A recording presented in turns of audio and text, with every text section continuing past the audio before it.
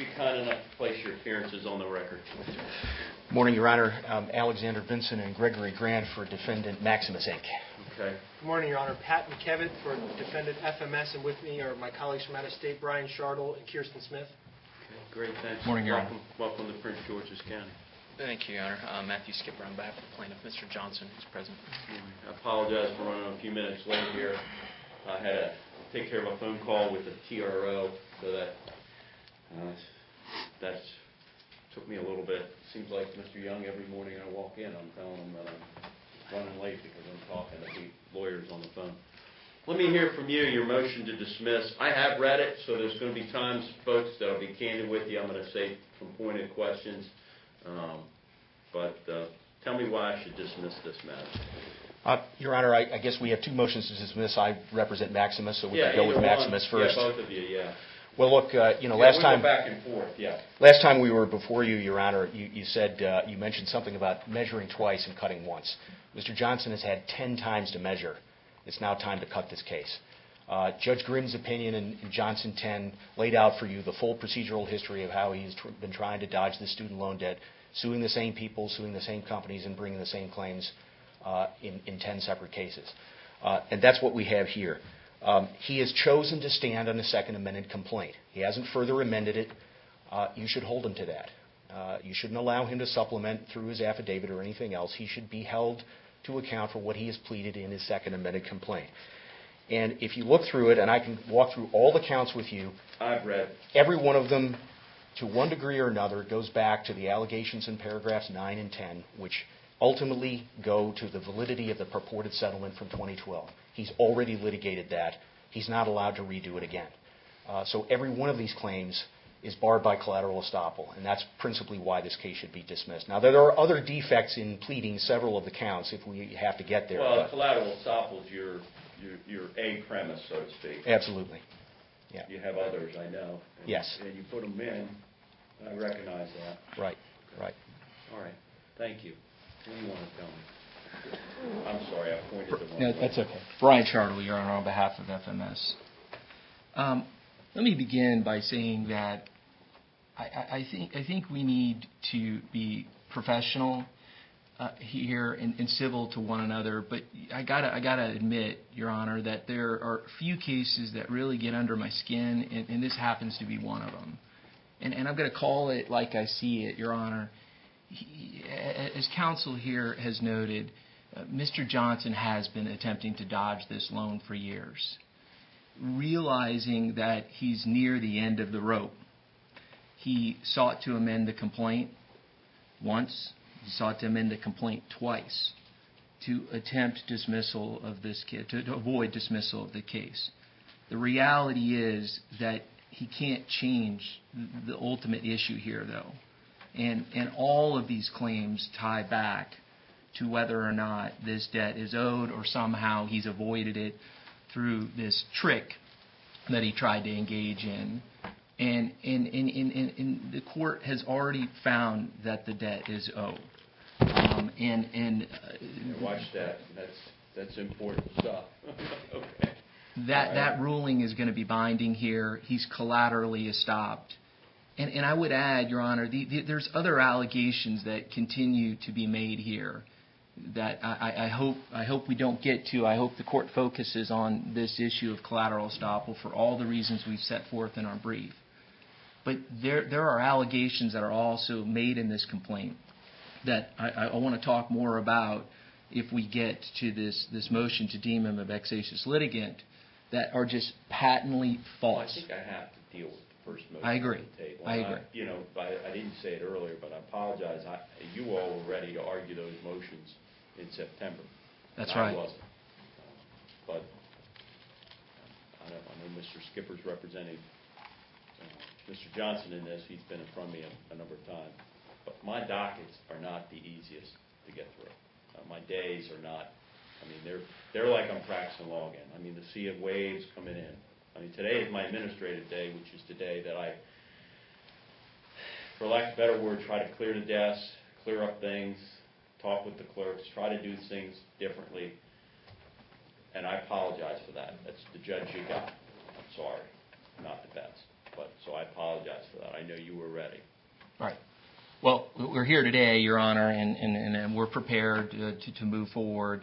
I agree that the motion to dismiss needs to be decided first. And again, as my colleague has noted, regardless of his multiple attempts to try to refine his allegations, to try to duck and dodge the real issue here, it all ties back to whether or not this loan is owed. He's collaterally estopped. The issue that was decided in Johnson 9 was critical and necessary to the case, and it's a necessary component of the current case. All of the remaining allegations tie back in some way to that issue. And so, again, for all those reasons, we'd ask that the case be dismissed. Thank you. I'll get back to you, too. Mr. Skipper? Yes. Thank you, Your Honor. Hey, haven't I seen this? I mean, Mr. Johnson and I do have a little bit of a history. There is some admiration from my end of it, and you know that. And I did But at the same time, when I look at the law, collateral estoppel's a heavyweight, isn't it? It is, Your Honor. And if Mr. Johnson were trying to use this litigation to relitigate for the nth time whether or not the payment of that $12,000+ check satisfied the entire debt, if that was in accord and satisfaction, then we don't. But that wasn't it? We don't dispute that would be barred by collateral estoppel. Didn't they reach an agreement? They did it, and that was that? I mean, Your Honor, that's not what this litigation is about. And you know, the procedural protections of the Federal Fair Debt Collection Practices Act and the Maryland Consumer Debt Collection Act protect the means and the method by which someone collects a debt. So there are procedural rights there as well. Now, they've said that he essentially craftily kind of reworded the Second Amendment complaint, and that may be true, but if you look at the allegations of the Second Amendment complaint, he specifically avoids the effect of the purported settlements. This lawsuit is not about the purported settlement. It's not about whether or not he owes the debt. It's about the method and the means by which third parties moved to collect debt. I'll move to a few examples. Paragraph 4, Mr. Johnson alleges that Maximus is acting as an unlicensed debt collector. Now, if the debt is owed or not, if you act as an unlicensed debt collector in violation of the MCDCA and the Maryland Consumer or the Maryland Collection Agency Licensing Act, MCALA, if you act in violation of those, that's still an MCDCA violation. The state's already said it, and other case laws already said it. So whether or not that debt is actually owed, the means and the method. Paragraphs 10 through 11, failing to validate the debt and continuing collection activity. If the debt's actually owed, it doesn't mean you can fail to validate it. It does mean that you can continue collection activity after a request for validation under the FDCPA. Paragraphs 13 and 16 cease contacting him about the debt, but they failed to cease contacting him. 15, recruited agents to continue to try to collect, do things that through other people that you can't do yourself. Paragraphs 61 through 68, failed to credit the payment, the $12,000 payment, failed to credit that payment, but move forward on the debt in the amount stated, absent crediting that $12,000 payment. 71, failed to include the mini Miranda required under the FDCPA. These are procedural rights. These are the means and the method by which someone is moving to collect debt. It has nothing to do with whether or not the debt was owed. It's how they collect it. If a debt is owed, if someone owes me $10, I can't call them up in the middle of the night. I can't curse them out and ask them to pay it. I can't move and do things barred by the MCDCA and the FDCPA in order to collect that debt, whether or not it's owed or not. If it's not owed, arguably it could be worse. If it is owed, it's still a violation of the statute. Those consumer protection statutes were put in place to prevent the very kind of debt collection by third parties that Mr. Johnson's alleged. We're here on a motion to dismiss. The court must accept the well-pled allegations in the complaint as true. And that being said, Mr. Johnson is properly read out in the 20-some paragraphs I've set forward before the court. He's properly alleged violations of those important consumer protection statutes. I can walk through every count and every complaint, but the court doesn't want to hear that. Important here as to the intentionality of some of the actions is the fact that everybody in the whole world, especially opposing counsel and their clients, know that Mr. Johnson made a payment on this account. Everybody acknowledges it, and we have many, many lawsuits fighting about whether or not that $12,000 was accord and satisfaction. It's true that my client... Well, he wrote it on the check, but, you know... off the record, I have no idea how that was not accord and satisfaction. Well, you know, it's a great question that some of our law professors have given to us. I understand. These guys on the right probably went to some highfalutin schools. I went to the Harvard and at the University of Baltimore. So I was a night school student. So I understand, Your Honor. Okay, I mean, don't take that in any disrespect. Okay, don't take that in any way. I went to night school for a couple reasons, but you know, law professors will say that. Hey, you know, what if I write this check and write this check, and on the bottom I write accord and satisfaction, full relief. You know, that's all a legitimate law school question. I mean, that we all, at least I remember it. I don't know, they probably went to some other schools there, but I don't mean that disparagingly. Don't write me up to the judicial disabilities on that. But the reality is, you know that. Yeah, I do. And, Your Honor, you know that I represent homeowners against condominiums and HOAs. I know it well. And so when we have... Today was supposed to be one of those days I was supposed to be writing for your opinion. Your opinion, okay? Don't take that the wrong way. Your opinion.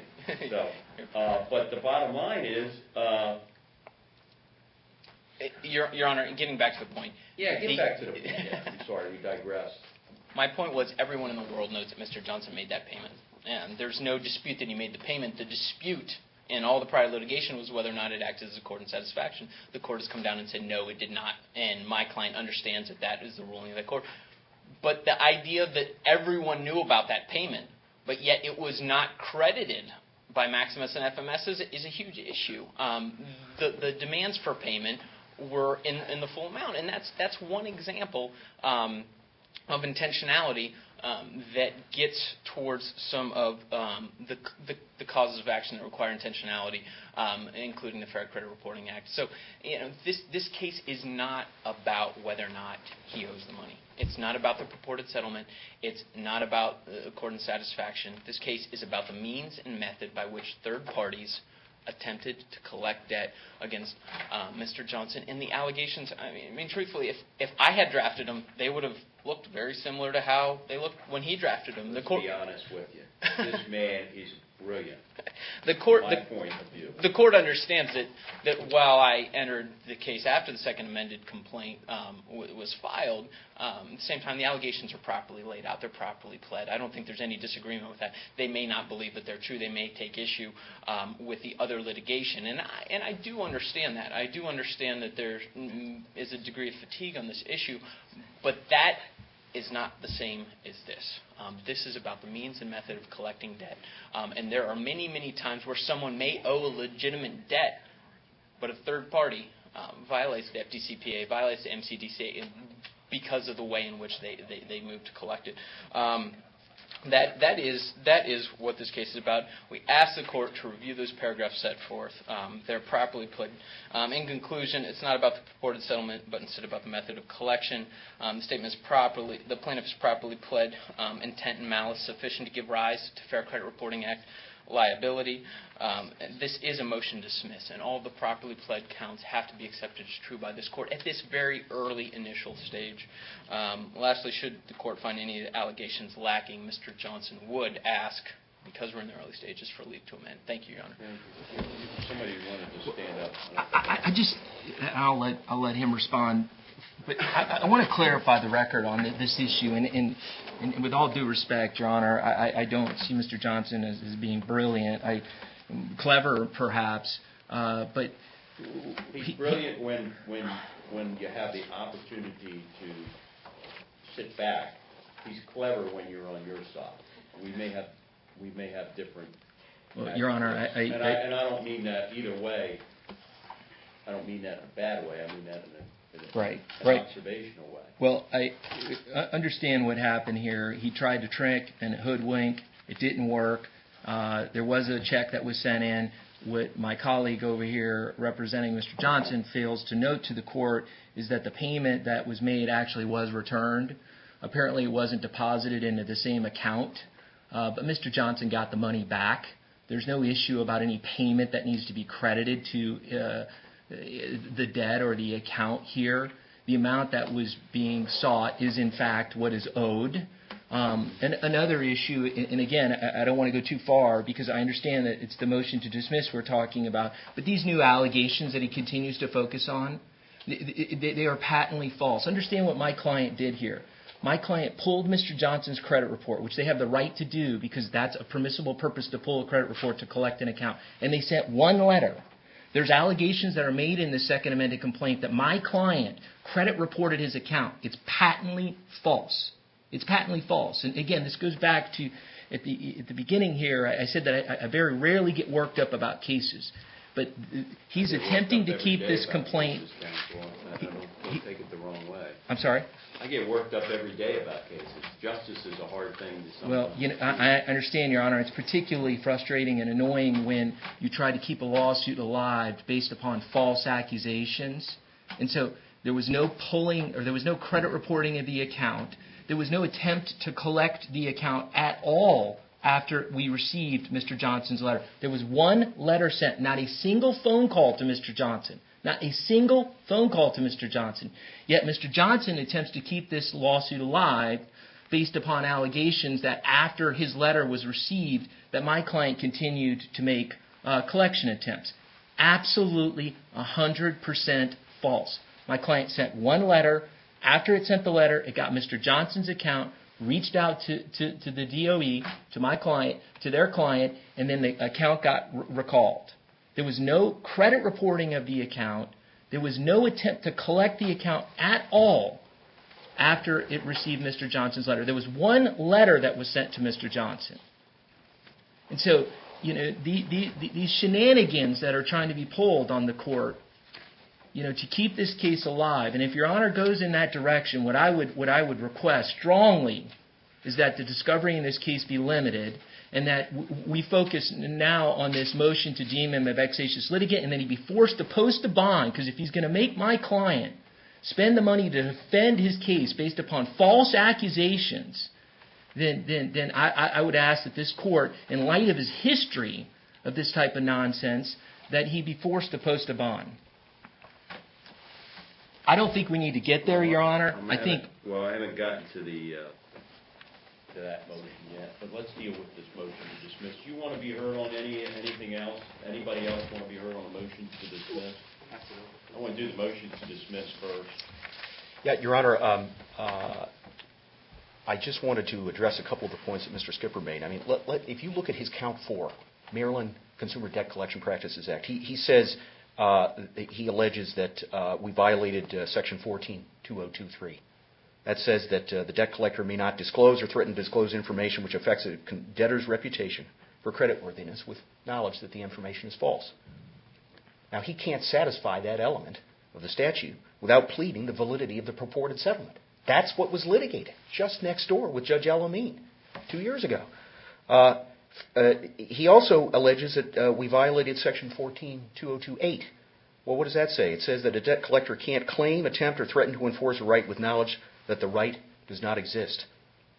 Now, Mr. Johnson can't satisfy that element either because he's got to plead the validity of the purported settlement. Why?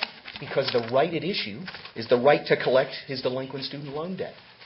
Now, moving on, we look at Count 8, Fair Debt Collection Practices Act. Well, that claim is predicated on a number of allegations. He says Maximus's alleged Dunning letters falsely claimed that he was delinquent on a federal direct loan, that Maximus failed to validate the debt, but the validity of that debt was already adjudicated in Johnson 9 and Johnson 10. He said that we communicated information about him to third parties that we knew was false, and he says that we failed to communicate that his debt was disputed. All of these allegations necessarily depend, and this is paragraphs 67 to 70 of the complaint, they all depend on the validity of the purported settlement. That's what was litigated in the prior cases. So this is not just about means and methods. These are all collateral to the underlying dispute about whether he owes the debt or not. And he's had 10 times to litigate the validity of that. It's time to end it. You don't get that many bites at the apple. I could just add one thing. Here's the dispute letter that was sent to FMS. Yeah, I think I saw that. And if you just read the dispute letter, just to add to what was said here, the whole complaint about the debt relates to the fact that there was a purported accord and satisfaction. It has come to the undersigned's attention that you're attempting to collect and are reporting derogatory credit information to credit reporting agencies concerning a student loan with the U.S. Department of Education that was previously paid in full by accord and satisfaction on February 14, 2012. That's what the entire dispute is about. All of the claims come back to this issue, Your Honor. Okay. All right. Anything on these motions to dismiss, both of which have been filed? Anybody else? I want to handle the motions to dismiss.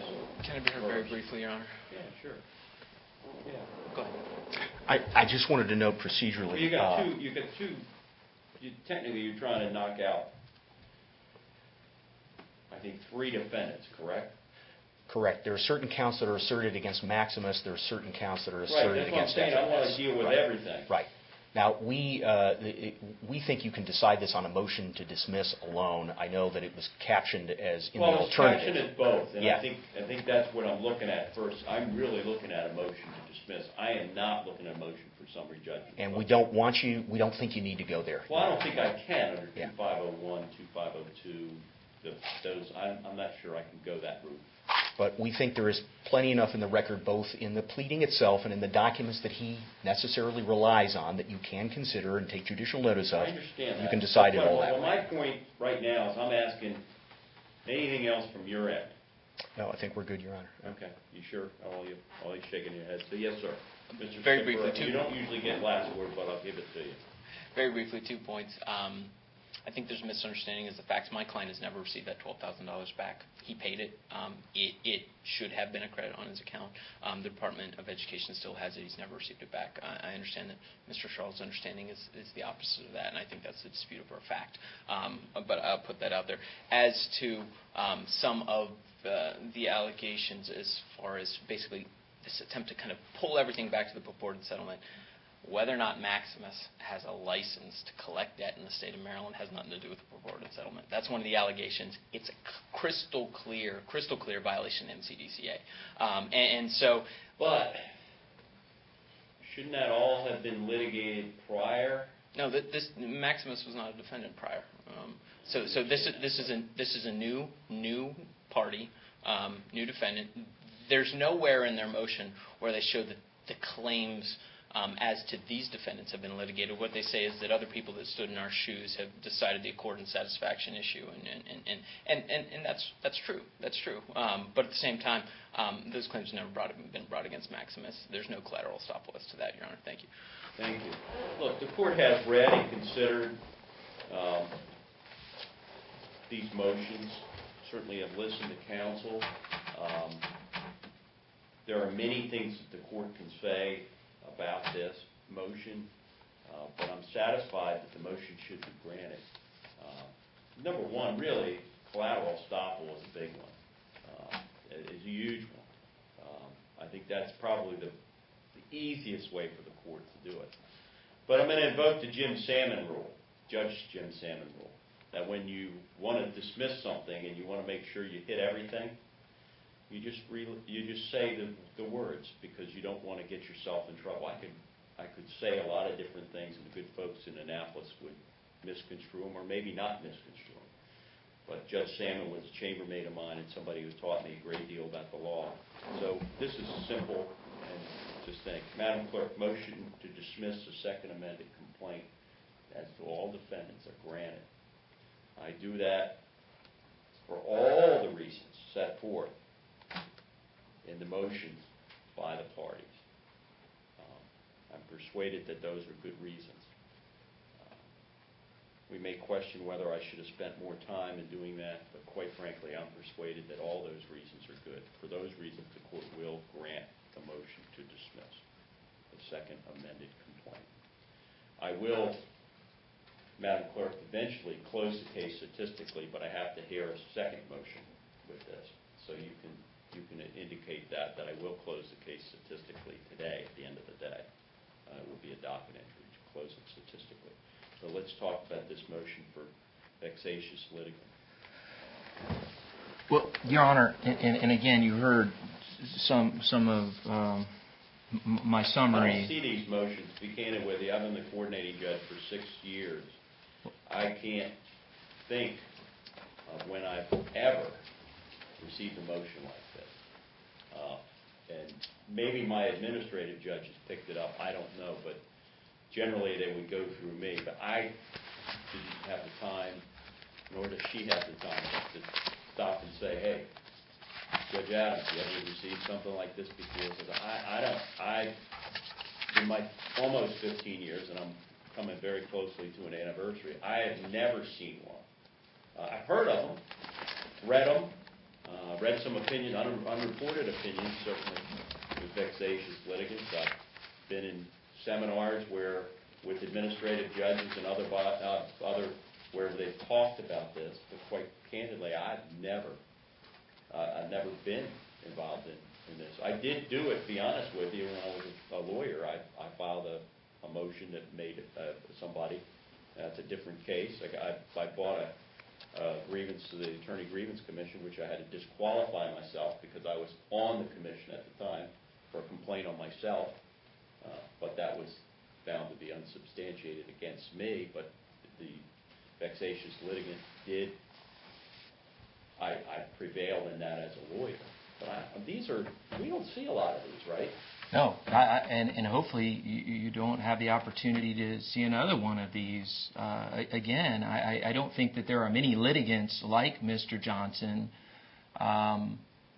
In Your Honor, I think that this is a unique situation where the requested relief is appropriate. And what the court needs to look at in order to decide this issue is the litigant's history, and in particular whether it entailed any vexatious, harassing, or duplicative lawsuits. The litigant's motive in pursuing the litigation. Does the litigant have an objective good faith expectation of prevailing? Whether the litigant is represented by counsel. Whether the litigant has caused needless expense to the other parties or has posed an unnecessary burden on the courts, and whether other sanctions would be adequate to protect the courts and other parties. And I would submit, Your Honor, that in reviewing those issues, they all favor granting the requested relief. So let's talk about the plaintiff's history, which is rife with vexatious, harassing, and duplicative lawsuits. Indeed, this is the 11th lawsuit that Mr. Johnson has filed trying to attack whether or not he owes this debt and related parties for attempting to collect this debt. He's filed 33 other lawsuits in this court that are also in some way related to the student loan or student loan collections or other similar types of lawsuits. Most of these he's represented by himself. Occasionally he does hire counsel.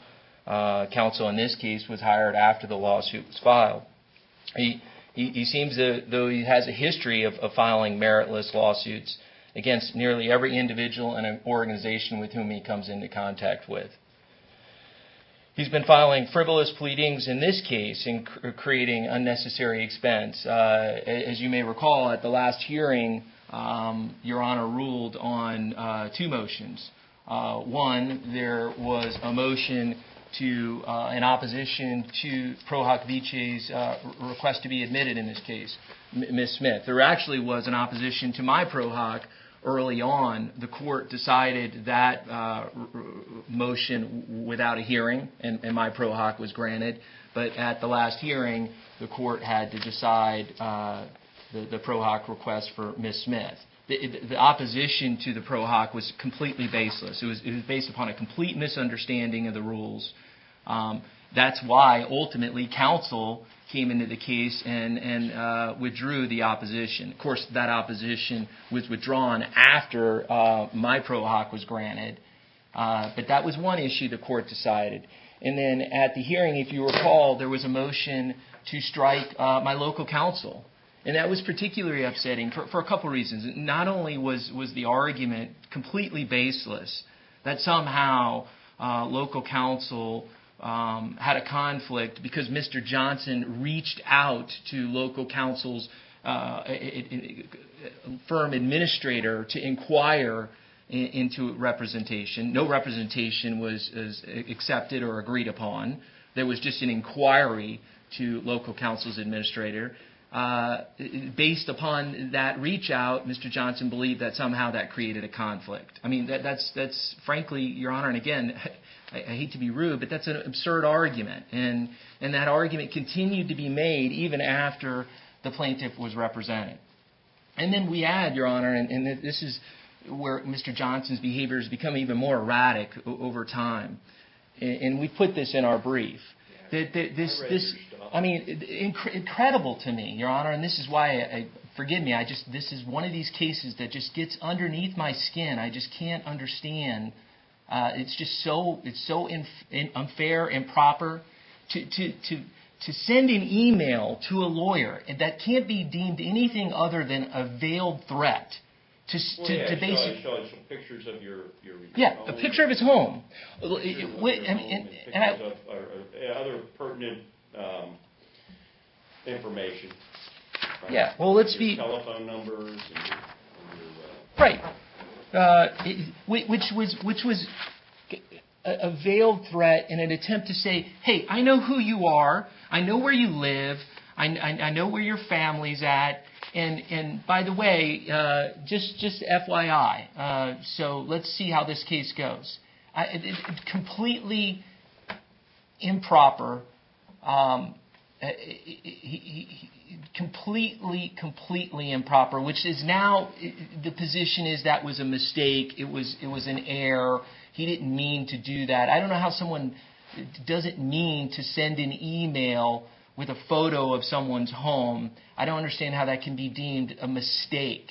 And so, Your Honor, considering the circumstance here, the history of Mr. Johnson, his recent erratic behavior, the continued litigation attacking whether he owns this loan, the increasing costs and annoyance to the parties in the court, we would ask that the court deem him a vexatious litigant and that he be forced to submit anything that he wants to pursue pre-filing, and that he be forced to post a bond in any future litigation if the court deem it appropriate. Well, okay, thanks.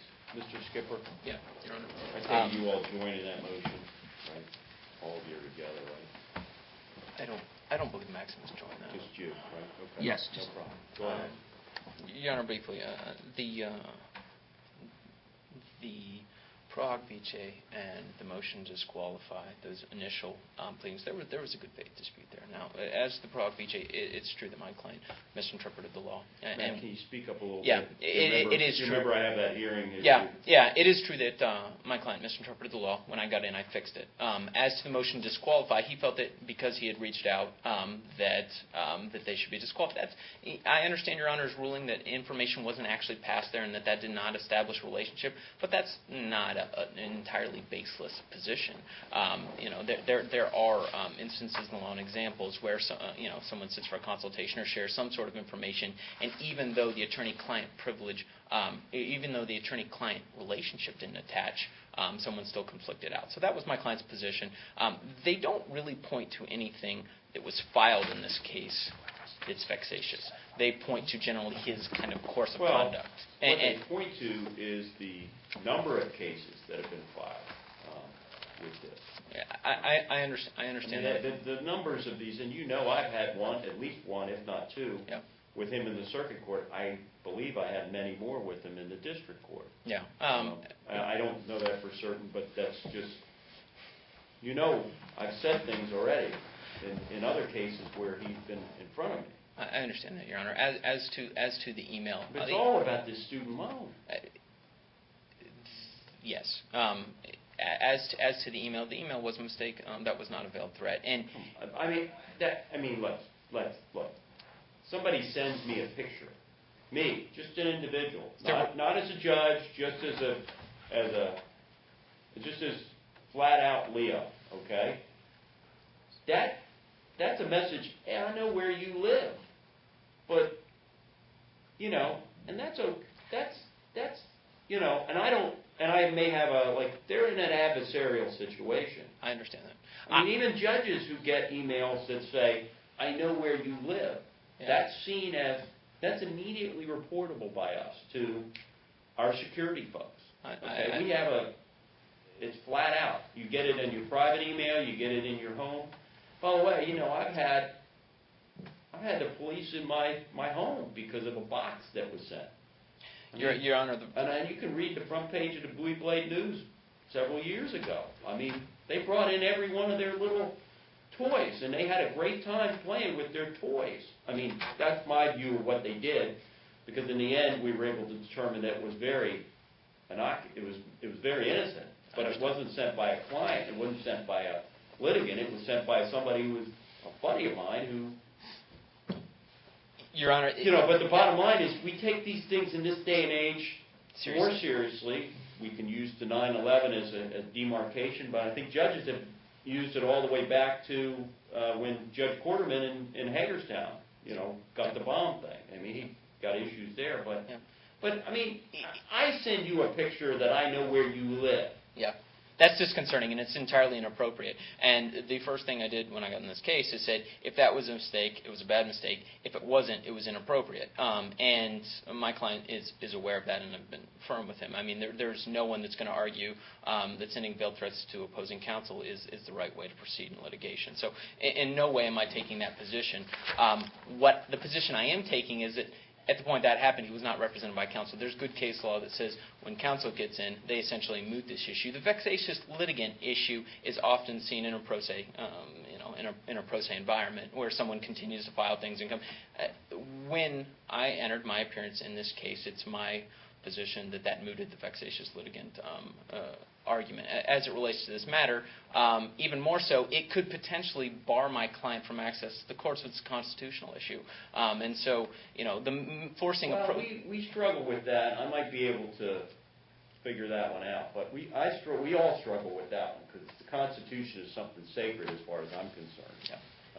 Yeah. And he should have access to the courts, as all these vexatious litigants have and different things of that nature. They still need access to the court. They still should be able to litigate. They still should be able to do these things. We all struggle with that, and it's a tough balancing act, which may be a part of one of the questions that I have to both of you. And I struggle with that. I've never defended one of these motions. I've never filed one. I have as a lawyer. Yeah. You know, but it had a specifics, and that's where I'm thinking I'm going, but I don't know for sure. I find the relief sought extreme, and I think that there's potential great detriment to my client. Even more so, Your Honor, kind of getting to the point of this case, my understanding of the court's order is that all claims against all defendants are being dismissed, correct? Correct. Are they being dismissed with prejudice, or is leave with amend being granted?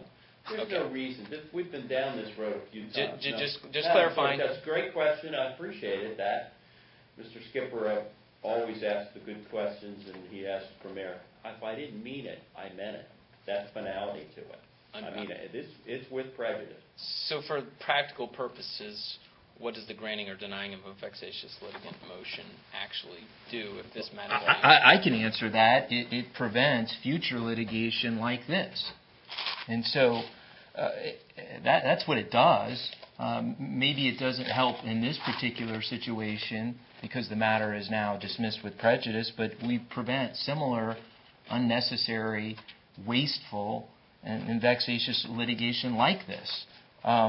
If I could, Your Honor, just 2 points. Well, I only have control over my, don't mean this, take this, I only control, my authority is only in this jurisdiction.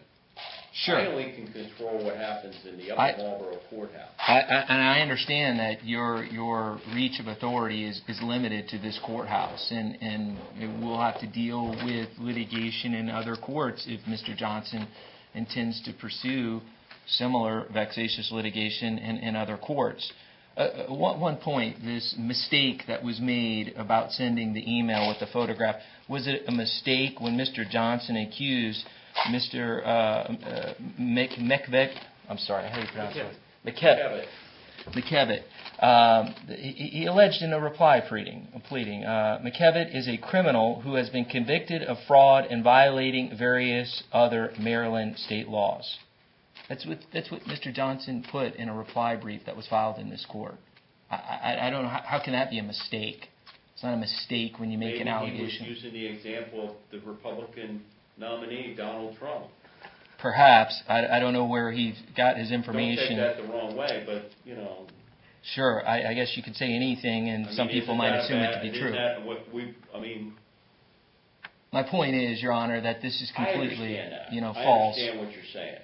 And this is the kind of nonsense that we need to put a stop to, and requiring that he submit everything pre-filing would resolve some of this. Let me cut to where, because I've thought Sure. about this. A judge goes home, he thinks. That's part of what our thing is. I'm in the shower, I think. I walk, I think. It's occupational hazard or occupational requirement. Yeah, Mr. Johnson may have some other issues in his world. Sure. We all do.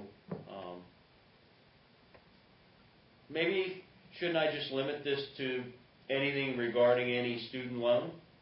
I would submit no, Your Honor. And if you look at the matters that have been filed, they're not just limited to the student loan. There is just a massive amount of litigation that has been filed. Most of it has been dismissed and found to be frivolous.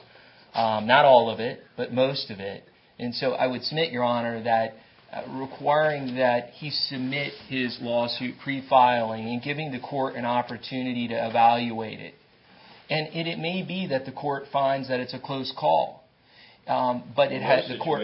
We're going to let him file. We're going to let him file it. But what I would add, Your Honor, what the court can do, though, to add a measure of protection, in light of his history. I mean, let's not forget, this is Mr. Johnson's fault that he's in the position that he's in now. It's not our fault. There's some little bit of that. I look at this, and I can appreciate your position with this. But when he was a student at UMUC back in the early 90s, we just gotten through the Reagan era, the Bush eras. We were in the Clinton eras, almost, if you look at it, if I read this correctly. The forms were a little shorter. The advice was a little less. Maybe you didn't get the best counseling, student counseling that we get today. I've got a son and I've got 3 children, but our son is in graduate school and he wants to go a path that he has to do. That's on his own. He has to take a 3-hour class on student loans, and I thought that was pretty interesting. Because when I signed my student loans in the 80s, hey, we'll take you, no problem, come on in. There's sort of a different world. Now, do we get better or do we get worse? Do we add more stuff to it or not? I don't know. But, there's a part of me that says, I understand him a little bit. But at the same time, I understand your point, too. Do you follow me? I do, Your Honor. We get better as time. Americans get better. Sometimes we get more duplicitous. Sometimes we do it. But he didn't get the advice that, my son got 2 decades later when he entered George Washington, for graduate school. He didn't get that. I didn't either in the 80s, but, that's neither here nor there. You could bankrupt your student loans in the early 80s until the good folks in the Reagan administration figured that one out. Or I shouldn't say they figured it out or they got slammed. But, I don't want to use the word victim because I don't think that's appropriate. But he didn't get the best of what society had. When he saw a counselor, they said, come on in. We'll take your money and we'll teach you paralegal studies, right? Well, Your Honor, whether he was unfortunately put in a position where he borrowed money that he couldn't pay back is one issue. That right, perhaps, I understand, but I'm just taking a little umbrage with your statement that it was all his fault. Well, I'm referring to the litigation and Right, the enough. multiple lawsuits that have been filed, most of which have been dismissed because the court found that they were baseless and indeed frivolous. The lawsuits that he's filed against defense counsel that arise out of litigation that was previously dismissed. the lawsuits that were filed against his former counsel that were ultimately dismissed. He has a history. Microphone again. I know. I don't know whence you've come from, but the same thing. That's one of you can write it on my tombstone. I am very protective of those things. All goes back to a day in district court where a counsel, just like you, just didn't, and it knocked out, and I had no courtroom. I had to wait until another colleague got done. I didn't get home until 7 or 8. I'm going to try not to move my hands around. Well, I understand. I understand it's an occupational hazard, so to speak, but please watch that microphone. You slapped it twice. I think 3 times. But again, Your Honor, that's what I'm focused on. Whether he's been put in an unfortunate situation where he's borrowed money he can't pay back, okay, we could argue about whether that's his fault or not. But the position that we're in now, where Mr. Johnson has filed, multiple lawsuits over the years against all sorts of defendants, many of which do relate to the student loan, but all of them don't. Litigation that relates to or arises out of other litigation against defense counsel, against his former counsel. All of that, I think that the court has to look at, and I don't think that requiring that he submit his future lawsuits on a pre-filing basis where the court could look at those accusations, and they may find that it's a close call, and so you're going to permit it to go forward, with one huge caveat, that if the court is concerned that the allegations are false or not made in good faith, that there could be a bond requirement. Most states that do have vexatious litigant statutes, I'm familiar with California, do require the posting of a bond in situations like this if the court is concerned that the lawsuit may be filed for the purpose of harassment. And so I got to tell you, Your Honor, that I'm very concerned that following this lawsuit, my firm or myself or one of the other lawyers over here are going to be the unfortunate next victim of Mr. Johnson, and we're going to be dealing with him again because of something that is said in this lawsuit. That says to me, I'm just throwing this out because my history is I spent 6 years in the district court. I spent 8 years here in the circuit court. I practiced in this county for 30-something years.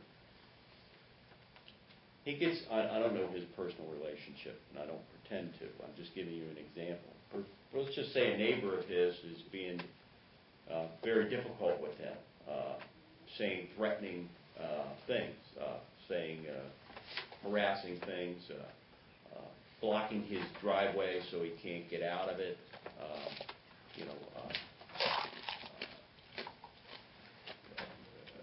I can think of any number of situations where a peace order, where he should be able to come to the court immediately without going through a guy like me to get his day in court with a peace order. I mean, we have 8. I don't know the number, but I do know the number, but I can't cite it. We have thousands of peace orders in this county. Thousands. I mean, we probably lead the state in it. But I don't want to preclude him from having that ability, or he has some harassing thing that happens by a neighbor or somebody he bumps into at a Gaylord Hotel or something like that. I'm making all this up. I'm just looking at it. I mean, shouldn't he have the ability to come in? We are 24/7. He can come in at any time. That's why I'm trying to figure out. Well, I think there may be some ability to perhaps create a carve-out for Mr. Johnson that to the extent he felt as though not granting the requested relief quickly would deprive him of some sort of right. Yeah, but he felt the commissioners. That's the problem you have with the way you're. Some of this I don't have a problem with. Some I do, and that's when I walk in the courtroom, I'm already looking at how I'm working. So don't think I've prejudged this. I have prejudged it. I have thought about it. Hearings are for that purpose. Some non-lawyers don't understand that, but when I walk into a courtroom, I'm still trying to. I have a direction, so to speak. A judge has read the briefings, read the things. I'm ready from there. But my problem from your end is that I'm going to say, for all litigation in this county, he's got to go through a guy like me, or judge out a gal like her. Well, again, I appreciate the problem, Your Honor. I don't know how many times, though, you can cry wolf and then still expect that you're going to be treated fairly. I mean, this is Mr. Johnson's fault. He's put himself in a position where he's not going to be prohibited or denied access to the courts. It's just that he's going to have to take an additional step because of his history of frivolous litigation. And I don't think forcing him to take this extra step is somehow depriving him of any right. It's just that he's got to take this additional step. And again, it doesn't mean that he's not going to have access. It just means that the court is going to take a look at the lawsuit, and to the extent that it believes that it's a close call, then he's going to be forced to post a bond. If the court, my question to you is this: the bond is really what I'm focused on, Your Honor. Yeah, I'm going to be candid with you. The bond is what I am focused on, because if he makes allegations that appear that they're in good faith, the court is not going to require that he post a bond. Okay, his litigation will move forward just like any other lawsuit. This is how it works in, for example, California. When it's a close call, you're deemed a vexatious litigant, they're going to require that you post a bond. And that's to protect the defendants from frivolous litigation like this, where we've spent, I don't know how many tens of thousands of dollars defending a lawsuit that this is the 11th go-around with Mr. Johnson on this issue. And so, or if he decides yet again to sue a defense lawyer, I want to make sure that he has to post a bond if his baseless and frivolous lawsuit is going to go forward to protect me, my firm, my client. And so that's what I'm focused on. Again, requiring him to take this additional step I don't think is onerous. I don't think it's unfair. He's done it to himself. And so to the extent, however, you want to craft it in a way that perhaps doesn't create this additional step in very unique circumstances where he feels as though his property or his person is going to be put in immediate harm or something of that, then I would agree that would be appropriate, because I don't want Mr. Johnson to be denied access when he truly, really does need it. But again, he's put himself in this position. And requiring this additional step, considering his history, I don't think is unfair. And I would ask that Your Honor grant that relief. Your Honor, Mr. Skipper. I appreciate Mr. Shartle's zealous advocacy. I think, as he noted before, he feels strongly about this case, and I think he's a good attorney. But I think the relief that he is here in requesting is rife with the potential for greater harm. The idea that my client, and what I think I hear Your Honor saying is you're trying to figure out a way to fashion a potential remedy which would not exclude him from immediate and necessary needs, but maybe potentially address some of Mr. Shartle's concerns. And the concern I have with that is it's kind of like the person that shouldn't call the cops as often, them telling, hey, you need to stop calling. It's kind of like that, because essentially the court is here to serve the people. It's an extension of the government. It's a branch of government. And to tell Mr. Johnson you need to, who's not a corporation, who is not a wealthy human being, to tell him that he potentially needs to post a bond before he files anything is essentially, could be deemed by an appellate court in blocking his access to his constitutional right to access to the courts. The other thing is it leaves him... We're not blocking it. We struggle with this one. You know, I remember the seminar I went to on this. Been a number of years, but it may not even have been a seminar, maybe in a breakout group. But I do remember it, and I remember going through this and trying to balance stuff. I mean, that's the difficult thing with what the court has. You know, it's a delicate situation of what we want to do here. I understand why Your Honor is wrestling with it. I think it's challenging, but at the same time, the potential that, you know, if Your Honor crafted out a motion that said that anything related to student loan debt, he would have to post a bond or do these things. That then, what if they call him tomorrow at 3 in the morning and say, you still owe this debt? What if there are future abuses? Then he now is potentially less able to access the justice as compared to any other human being. It leaves him more vulnerable in the future. So I feel strongly that this should not be granted. This type of relief is extreme, and that the court already has mechanisms for dealing with frivolous litigation.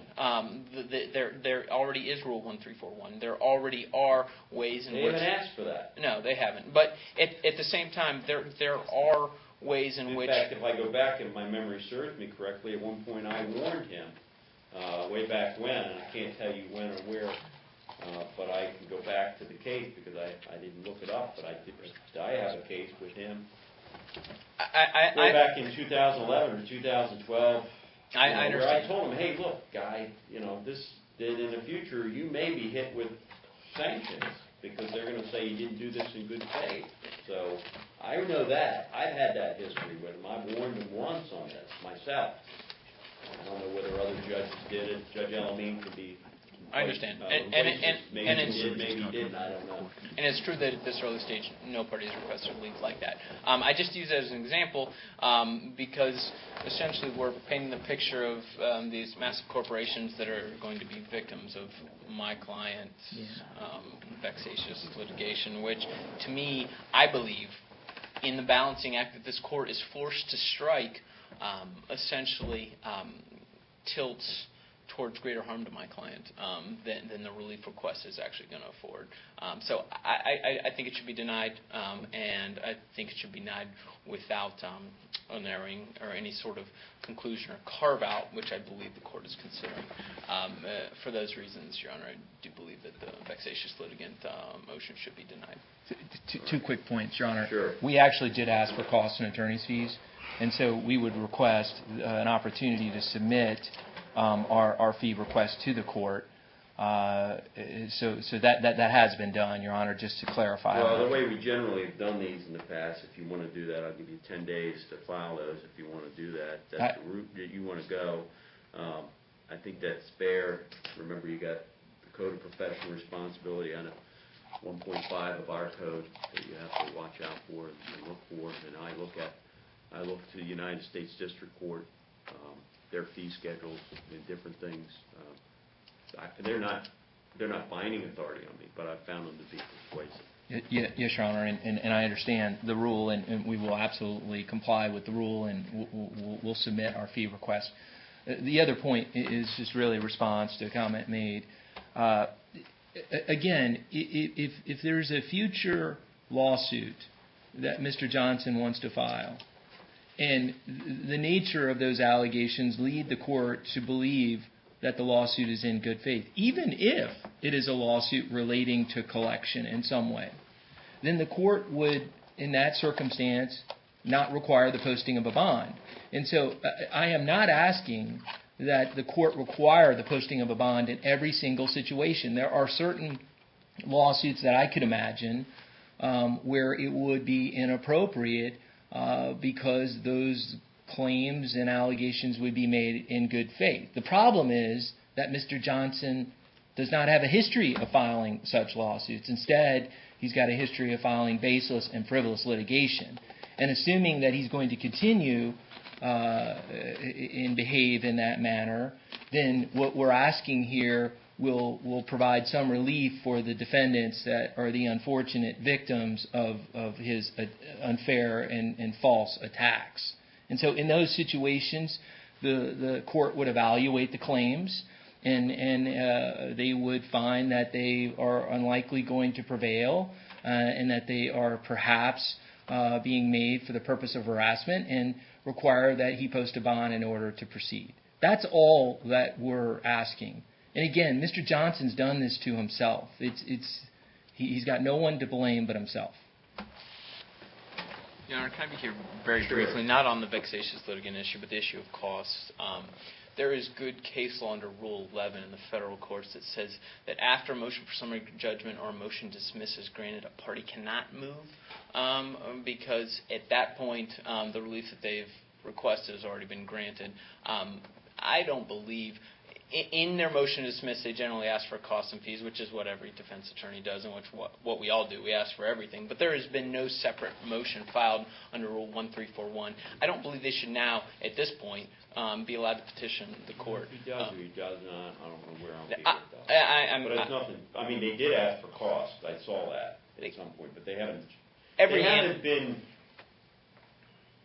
as tenacious in that avenue as they have in others. every answer or motion dismiss asks for dismissal of all claims and costs and fees awarded. I did it when I was a lawyer, too. Yeah, no, I understand that, but there's no separately pending motion. The case has already been dismissed. If this case was in federal court, that motion would be summarily dismissed because it was filed after the granting of dispositive relief. So if we're going to analogize to Rule 11, which opposing counsel has at various points, I don't think that motion would be granted, but I understand that you'll let them file it. I consider this one I've wrestled with. There's no question about it. It's a little bit off the beaten path, way off the beaten path, so to speak. I'm not going to have anything to do.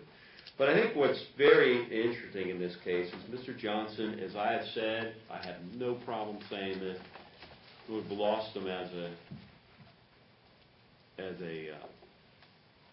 what I would presume to be a very productive, could be an extremely productive paralegal.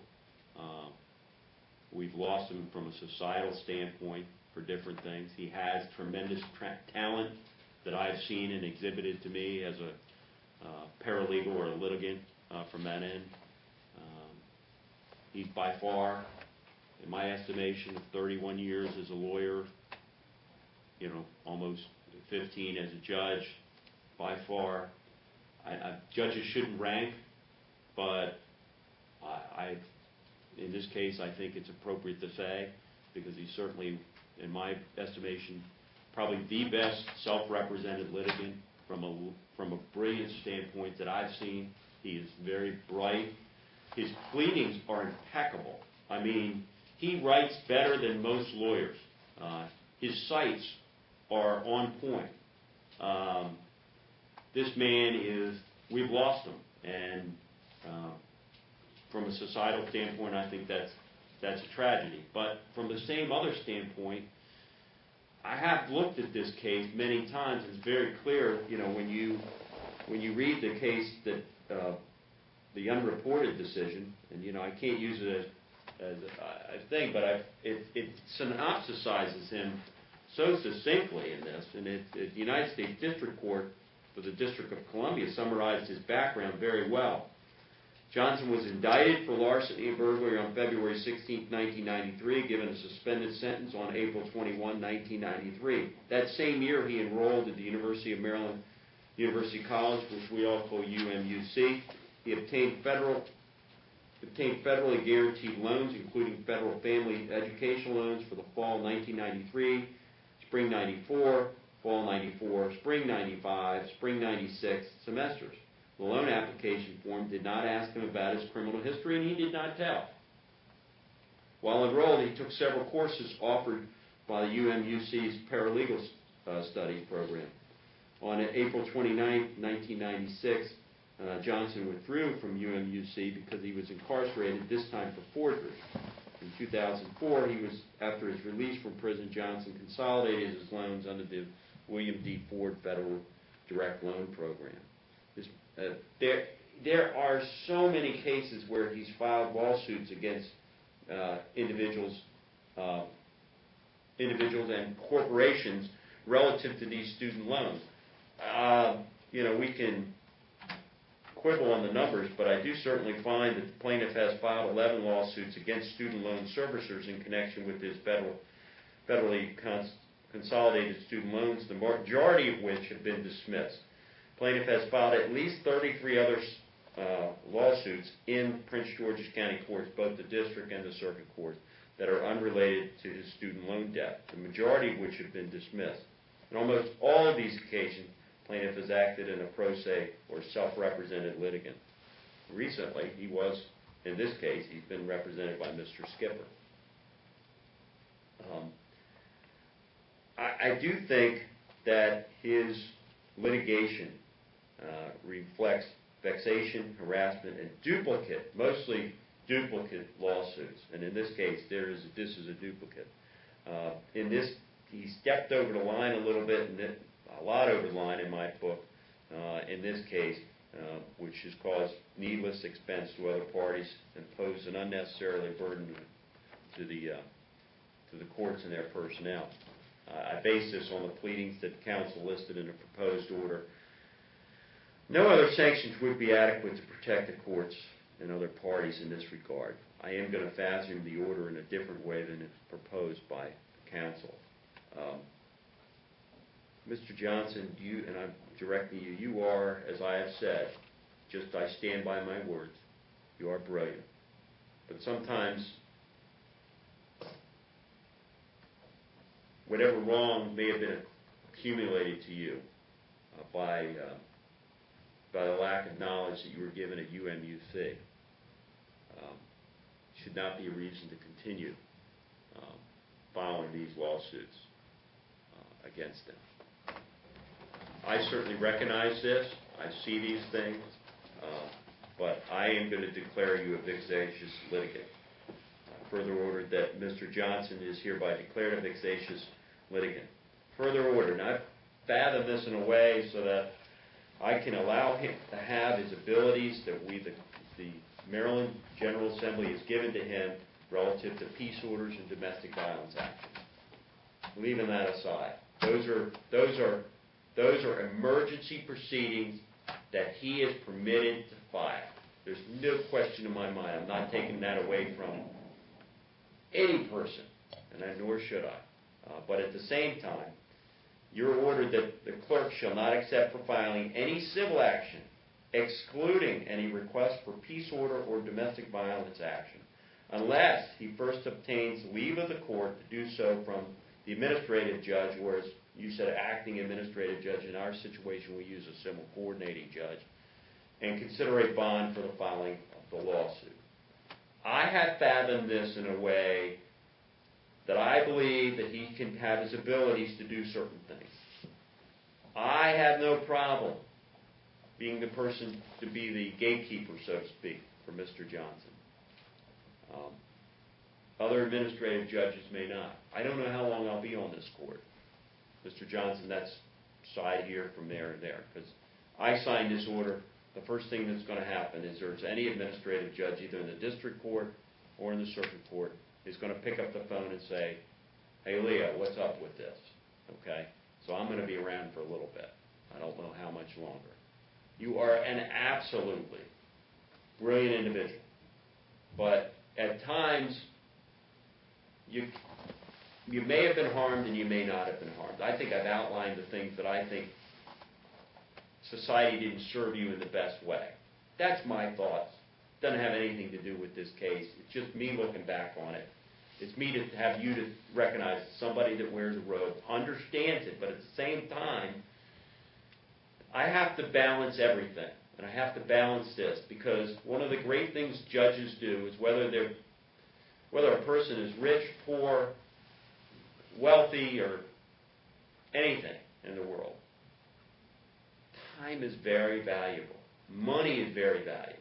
But most of all, I look at time in this situation because there's other things that other people can do rather than go over these lawsuits that we've seen time and time again from you, and we've dismissed them or we've done anything from that. We've done all that. We can't do that anymore. You got to stop. I tried to tell you this back in 11 or 12, and again, if I got the dates wrong, I'm wrong. But I know I've had this discussion with you. These folks weren't there. Mr. Skipper wasn't there. I was there. This clerk wasn't there, but that bailiff was there. I think you're a brilliant guy, but you got to get off this thing. You got to stop this, okay? For the sake of all of us, okay? You got to stop it. And this is the mechanism that I have put in place, which will be there. I don't do it lightly. I don't do it with any vengeance or anything of that nature. I do it because I think lay of the land is that you've got to be told you can't do this stuff. Okay? You're a brilliant guy. Maybe you did some wrong things. I don't know. Maybe you did some right things in life. But you have talent. You have tremendous talent. Use it to benefit yourself, your family, and society. Do not keep coming after these people. Okay? We can debate. They're still individuals. They still have time. They still have expenses. Maybe they live in a different world than you or I do. And that's okay. America, you're allowed to do that. No disparity there, folks, okay? Nothing on that end, okay? Maybe they do, maybe they don't. But time, expense, and threats and different things really can't do that, okay? So I've granted the order, I've signed the order, it's in place. I am closing the case statistically. I've said this before. I think you are worthy of being, Grisham should write a book on you. I mean, because you are a self-represented litigant that does a fabulous job, that does it. At one point I did draft a letter to one of my favorite writers. He's got a book coming out in a few weeks, and I will read it. More than likely I'll read it in one weekend sitting, okay? That's why I like his books. I'm not suggesting that, that he's an author I like, okay, as a lawyer. But you are worthy of that. But I think you've stepped over the line. I think you've done more harm to yourself and your reputation, of my estimation, to you by doing certain things in this case than you should have. You're absolutely brilliant. Use it for your benefit. Use it for your family's benefit. Use it to, I implore you, I think that's a great thing of our society. Use it for your benefit, not to go back after these folks in a vindictive or harassing or duplicative situation. Okay. I've said a lot of things. I've laid my heart on the sleeve to you, Mr. Johnson. I do hope you take my advice. I will not be holding you back. If you want to sue somebody for a car accident case or something along those lines, I'm not going to do that. Or if you think you've been wronged by in a real estate deal or something, I'm going to let those things go through. But you can't be suing Maximus, these student loans, these folks. It's just, we've been through it. So many courts have been through it. It's got to end. Okay? That's my only way. I suspect, the good folks in Annapolis will have a shot at this too, and that's fine too. All right? But you know the law better than most self-represented. Good luck to you. Mr. Johnson, mostly, good luck to you. Please live peacefully and respectfully. Most importantly, respectfully. Okay? Take care of yourself. All right. Thank you. Sign up order with the change. Thank you. Thank you, Your Honor.